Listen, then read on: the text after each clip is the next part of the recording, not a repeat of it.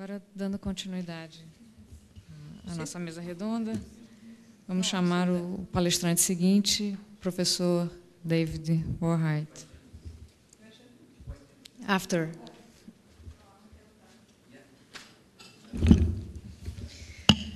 O professor David Warheit é graduado pela Universidade de Michigan, em Ann Arbor, com bacharelado em psicologia, recebeu seu doutorado em fisiologia da Wayne State University School of Medicine, em Detroit. Posteriormente, foi concedido um Instituto National de Saúde, Instituto Nacional de Saúde, em bolsas pós-doutorais, e 2 anos mais tarde, um Frank Parker pulmonar, e ambos os quais ele foi concedido também pelo Instituto Nacional de Ciências de Saúde Ambiental. Foi conduzido para estudar mecanismos de asbesto relacionados com doença pulmonar com Arnold Brody. Em 84, mudou-se para DuPont Haskell Laboratório para desenvolver um laboratório de investigação em toxicologia pulmonar. Seus interesses em pesquisa são principalmente os mecanismos toxicológicos pulmonares e riscos equivalentes relacionados com inalação de partículas, fibras e nanomateriais. O Dr. Warheit é autor e coautor de mais de 100 publicações e foi o destinatário do International Life Science Institute. Recebeu o prêmio Kennedy Morgage em 93, em Hannover, na Alemanha, para contribuições em toxicologia por um investigador jovem, e de Robert Award Scala em conferências em toxicologia no ano de 2000. Dr. Warheit também atingiu o status diplomático da Academia de Ciências Toxicológicas no ano de 2000 e Câmara Americana de Toxicologia em 88. Serviu e serve atualmente em comitês de avaliação da National Institute of Health, Small Business Innovation Research, da NIH Bioengenharia, e participou de grupos de trabalho da Agência Internacional de Pesquisa sobre o Câncer, a IARC. Também participa do Centro Europeu de Ecotoxicologia e Toxicologia dos Produtos Químicos, International Life Science Institute, Bristol Science Institute, International Life Science Institute, Saúde e Ciências Ambientais e da Academia Nacional das Ciências, bem como vários editoriais em jornal, atualmente editor associado, Inalação, Toxicologia e Ciências Toxicológicas. Atualmente é o presidente da Força-Tarefa da ECETOC, sobre saúde e segurança ambiental dos nanomateriais, e atua também na NIOSH como conselheiro no Programa Nacional de Toxicologia, Nano Working Group. Ok. Muito obrigado, senhora presidente, senhor William, obrigado pelo convite. Eu gostaria de falar sobre superfícies de partículas e contar-lhes algumas histórias. Como eu sou uma pessoa visual, gosto de falar sobre a estrutura do pulmão, onde estão as partículas que são inaladas e para onde elas vão e como são tratadas. O que acontece no interior do corpo. E também vamos falar sobre os riscos e sobre a exposição, os perigos, e vamos fazer medições desses perigos, e vamos falar sobre 3 estudos diferentes com partículas TiO2, e vamos aprender algo sobre nanopartículas e também vamos falar sobre as nanopartículas que são mais tóxicas do que as partículas finas, de tamanho fino. Apenas para uma definição, nano quer dizer ultra fino, é menos que 100 nanômetros, menor que 100 nanômetros. Gostaria de dizer que também eu enfoco exposições incidentais contra as exposições intencionais, acidentais contra as intencionais. Ontem falamos sobre exposições intencionais e na nanomedicina muitas vezes as pessoas colocam essas partículas no corpo para fazer muitas coisas. Precisamos conhecer a biologia e ver que temos alguns casos onde queremos reduzir a exposição e no outro caso nós vamos colocar dentro do corpo da pessoa. Vamos começar com uma foto do pulmão por alguns minutos. Isso aqui é um micrógrafo do pulmão esquerdo de um camundongo. Aqui na traqueia está indo em direção à pleura e aqui são as vias respiratórias. Nós podemos ver que a função principal do pulmão, nós vemos aqui, é realmente o intercâmbio de dióxido de carbono e oxigênio. Nós vemos que 95% da superfície do pulmão está designado justamente para isto. Nós vemos, parece uma superfície de uma quadra de tênis, por exemplo, é o que se diz muito. Essa é a função principal do pulmão. Para os biólogos das vias respiratórias, chamam isso de tubos, que são as junções do final das vias respiratórias bronquiais e é onde a ação ocorre. Aumentando ainda mais, se vocês forem ver esta área, aqui vemos o final do terminal bronquial, que tem várias células mucosas e outros tipos, e vou mostrar um pouco onde chega o ar inalado inicialmente. Temos aqui são 3 a 5 pontos até chegarmos ao final da pleura. Isso chega a 10 a 22. Isso depende da escala. Depois de 1 hora de exposição a partículas de ferro, descobrimos que o depósito do ferro, antes da limpeza, acontece no final do terminal bronquial. Estas setas indicam as partículas de ferro individuais. Usa-se o ferro justamente para se fazer uma varredura microscópica. Aqui ainda maior, vemos uma imagem ainda maior com as partículas individuais sedimentadas. E aqui temos algumas hemácias também para vocês poderem comparar os tamanhos. Isso não é único as partículas inaladas. Temos aqui os depósitos de amianto, temos aqui o micrógrafo, que foi tirado há vários anos atrás, quando eu estava na NIHS, de serpentina, era um depósito nessas regiões alveolares. E 24 horas depois, vemos como as partículas de baixa toxicidade limparam o pulmão. Esse é um aumento ainda maior. Abaixo aqui nós temos os dutos alveolares e vou mostrar um aumento ainda maior, onde 2 macrófagos entraram nessas partículas. E aqui outros macrófagos estão movendo, chama-se escada mucociliar. Se voltarmos atrás, podemos ver aqui umas manchas pretas com as partículas de ferro. Se aumentarmos ainda mais, podemos ver os macrófagos alveolares, que com 10 a 15 partículas dentro de cada uma. Esse aqui tem 15 a 20, aqui nós temos só 3. É interessante ou importante contar as partículas.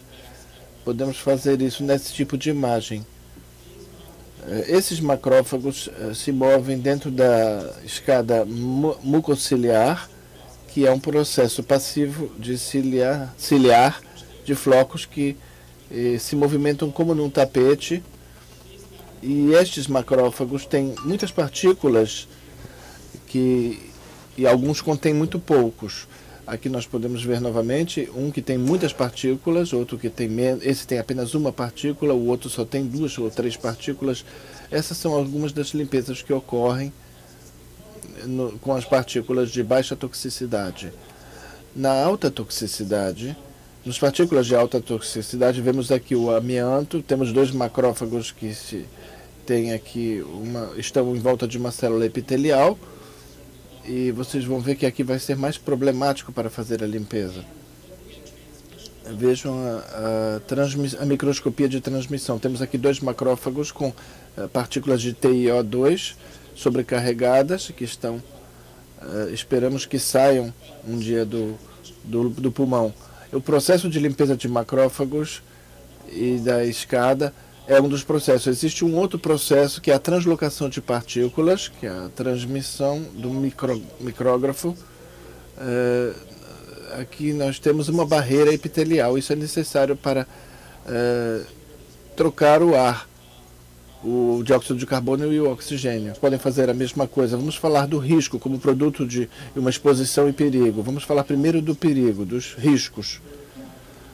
estamos desenvolvendo novos produtos e queremos também determinar qual o grau de perigo desses produtos. Quando determinamos o perigo, isso não quer dizer risco, e muitas vezes isso é confundido com risco. O perigo e o risco são confundidos. Se tivermos uma baixa ou nenhuma exposição, então o risco é baixo. Estes são componentes interdependentes que formulam a análise de risco.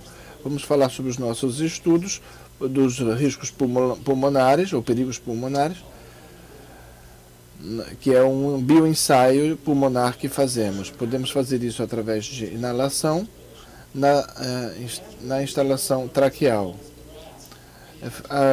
Além dos camundongos, nós também dedicamos alguns camundongos para a lavagem broncoalveolar. E usamos também outros tipos para análises de tecidos pulmonares. As características principais estão nos estudos. Existem 4 características principais. O número 3 existe um controle de benchmark com doses relevantes. Eu vou falar sobre 3 histórias agora, como se usa o TiO2 fino ou ultra fino. A ideia é que vamos usar nanopartículas de TiO2 muito pequenas, comparando com o grau de pigmentação, e teoricamente eles são muito mais tóxicos. Esse é nosso protocolo de bioensaio típico. Temos essas 2 concentrações, uma reação às doses. Temos um protocolo do tempo. Depois da instilação, nós teremos um alto nível de efeitos. O importante é que, se isso acontece numa semana ou num mês, nós precisamos saber se esses tipos de partículas se comportam de que forma, se isso causa uma reação inflamatória ou sustentável. Temos que fazer esse controle do benchmark. Uma das questões mais importantes, a 4ª delas, que eu ainda não mencionei, que é a caracterização das partículas. Isso é algo que na nanotoxicologia que se tornou importante. Utilizando TiO2 não significa nada. Eu não sei exatamente o que é que eu estou usando. Nós podemos repetir esses estudos porque não sabemos exatamente o que foi usado. É importante caracterizar. Nesse caso, estamos falando dos pontos de TiO2, as varas feitas com TiO2, e também estamos comparando-as contra o pigmento TiO2. Aqui temos a caracterização do tamanho da partícula e a área de superfície. Mais tarde ficamos mais sofisticados. Nós podemos ver aqui que já estamos comparando coisas que têm quase 30 vezes mais superfície de área. E esse tem 4 vezes mais área de superfície. Esses são mais tóxicos do que os TiO2 finos. Isso é um controle positivo. O resultado, temos os biomarcadores com suas pontuações. Um deles é a inflamação. E depois eu quero mostrar para vocês como ler esses gráficos. Nesse eixo aqui nós temos a inflamação, e no outro eixo nós temos 4 tempos diferentes, de diferentes materiais. 24 horas, um mês, uma semana, um mês e 3 meses. Esses prazos são muito importantes para essa experiência. Temos o nosso veículo de controle, que é o PBS, que nos dará a reação inflamatória. E com as varas também teremos informações maiores ainda. Isso ocorre durante um mês e durante uma semana, entre uma semana e um mês. Depois do início da instilação, não há nenhuma diferença, mesmo com nanopontos.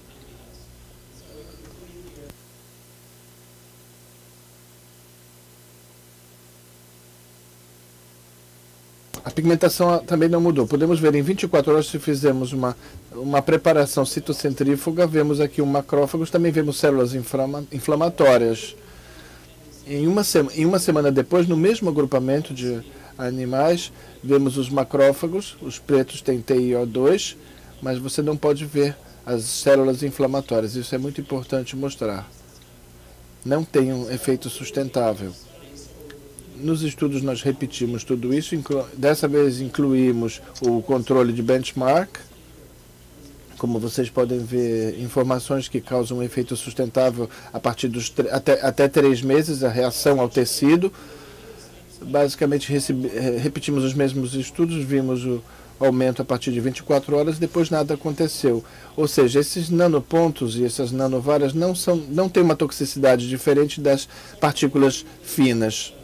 Um outro estudo que foi feito com diferentes formas de nano-TiO2, porque estamos desenvolvendo um componente na Dupont no F1 e o F2 e comparado com o F3, que é conhecido como P25, que é 85% rútil.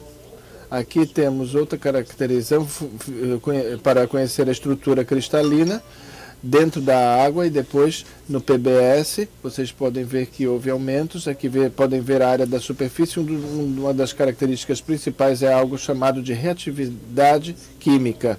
Temos o delta B, a vitamina...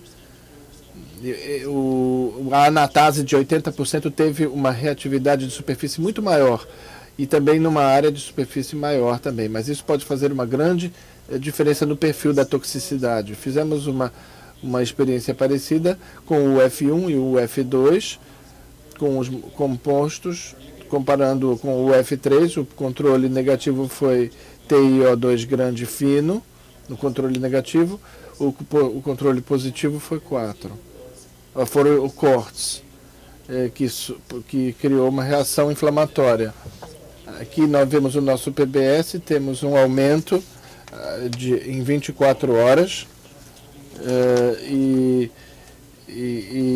depois de uma semana nada acontece, depois de 24 horas nada aconteceu.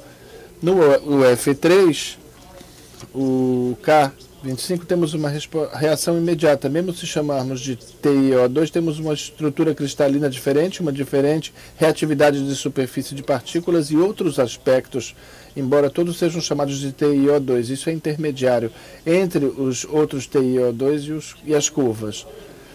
Outros pontos, como citotoxicidade, isso é outra coisa.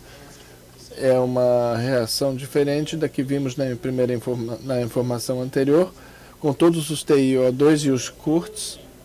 E temos também um outro parâmetro de ferimento, que é uma proteína dentro do alvéolo. E nós vemos a mesma reação e que aqui isso é muito diferente dos outros 3 TiO2 e o controle de PBS. E temos também a proliferação de células pulmonares, que é utilizado na lavagem nos pontos de ferimento. Esse era bem diferente dos outros TiO2. Se formos ver a histopatologia do pulmão,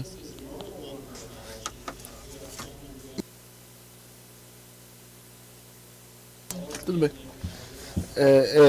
Os alveolares, quando formos ver o F3, que tem o número 1, os macrófagos de acúmulo de partículas, temos um engrossamento do tecido, espessamento do tecido, e quando colocamos macrófagos com refil de lipídios. Temos também o quartzo da nanoescala.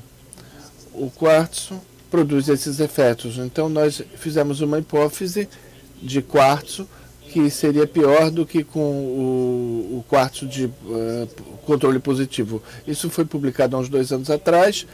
Comparamos uma variedade de amostras de quartzo e de sílica. Que tiveram controle positivo, tivemos 500 nanômetros em média, e o nanoquartzo tinha 12 nanômetros, 90,5 de superfície contra 5,1. A quantidade de ferro era a mesma, basicamente, houve poucas mudanças. Fizemos o mesmo tipo de experiência, mas nos surpreendemos que Aqui nós temos a sílica que não aumentou, continua a mesma, embora os tamanhos das partículas seja muito melhor. A citotoxicidade também permaneceu a mesma. Houve uma mudança, teve um efeito no quartzo, e o MTP, que é uma microproteína também, mostrou uma permeabilidade capilar com uma grande diferença e com proliferação de células. Embora seja muito menor, nós não vimos muita grande diferença no tamanho. Aí nos perguntamos o que estava acontecendo. Quando fomos ver o tecido pulmonar, antes de 3 meses, vamos ver o espessamento desse tecido por causa da reação ao quartzo. E 3 meses depois, num aumento ainda maior, vemos o desenvolvimento de um tecido que leva a uma fibrose. E como eu disse antes, tivemos um acúmulo ainda maior. Quando comparamos todas as amostras de quartzo, essa é a aparência de um pulmão normal, que tem um acúmulo de macrófagos alveolares e espessamento do tecido. Aí houve a resposta nesse caso C foi a mesma coisa, não houve no nanoquartzo comparado com o quartzo. O fator que é comum entre eles, fizemos um potencial hemolítico, que é uma medida de reatividade da superfície. A hemólise é feita há 30 anos. Se equiparmos com quartzo, haveremos uma liberação das hemácias. Fiz isso com um doador que eu conheço pessoalmente e combinamos com o quartzo, e basicamente podemos ver aqui que a reatividade da superfície mais alta permanece a mesma no nosso ensaio. Podemos usar todos esses fatores, mas a reatividade da superfície, o conteúdo hemolítico era a coisa mais comum entre a sílica e o nanoquartzo, no que diz respeito à toxicidade, porque tivemos um quartzo fino que tinha uma toxicidade mais baixa, mas que não tinha o mesmo conteúdo hemolítico. A questão é que existem vários fatores que causam nanotoxicidade, mas não é apenas a área da superfície e o tamanho da partícula. O que eu gostaria de falar é sobre uma outra questão completamente diferente, é como desenvolvemos um novo produto, quando uma empresa, por exemplo, como ela desenvolve um gerenciamento de risco, porque existem tantos dados sobre a toxicidade, e eu ainda não falei sobre isso, mas também sobre os dados de exposição podem ser muito problemáticos por causa dessas matrizes que são gravimétricas, que são difíceis de usar em áreas de superfície, mas podem ser feitos estudos de risco preliminares. Há uns 4 ou 5 anos atrás, a DuPont trabalhou com uma ONG nos Estados Unidos em 2005 e produziram um documento chamado o Nano Risk Framework, que vocês podem entrar na internet nesse site para saber como funciona. É o endereço do site, nanoriskframework.com. A ideia era ter um acordo e colaboração para desenvolver de forma precoce novos produtos que podem ser experimentados e assegurar que estejam seguros. Basicamente, é um programa de 6 partes que envolve a descrição do material, o perfil do ciclo de vida com o material, a exposição, o perigo, e depois avaliamos os riscos. O diagrama fica dessa forma. Estou falando aqui dos riscos e dos perigos e do perfil no ciclo de vida. Isso aconteceu para um TiO2 ultra fino que eu descrevi anteriormente. Criamos um conjunto de base de testes de toxicidade com informações preliminares sobre o meio ambiente e a toxicidade da saúde humana. Foi um estudo de 2 anos que tornou difícil o desenvolvimento de qualquer produto. Esse conjunto de base tem uma avaliação de riscos fundamental, de perigo e exposição, e é um conceito que evolui, que funciona tanto em mamíferos e em ambientes ecológicos, e temos que tomar decisões razoáveis e tem rotas potenciais de exposição. Precisamos determinar se o novo produto terá uma exposição oral, ou dermal, ou pulmonar, e com efeitos carcinogênicos também. Também temos um screening da bateria. Todos esses testes, exceto o primeiro que era um bioensaio pulmonar, a OECD validou testes para substâncias químicas. Está tentando determinar se serão usados para nanomateriais. Temos um teste de irritação da pele e temos também um teste alternativo sem usar animais, também sensibilização da pele e toxicidade oral aguda, irritação dos olhos, genotoxicidade, a bateria aquática e estudo de... E temos, esses foram os resultados desse TiO2 ultrafino com baixa toxicidade, não irritando a pele e não sensibilizou a pele, era negativo na genotoxicidade, não teve perigos no Rainbow Trout, na truta Rainbow. Basicamente, na Daphnia também teve um perigo baixo, na algas também teve uma preocupação média e teve alguns efeitos de irritação dos olhos. Resumo, esse era o nosso estudo. Esses são alguns critérios importantes para caracterizações físicas e químicas.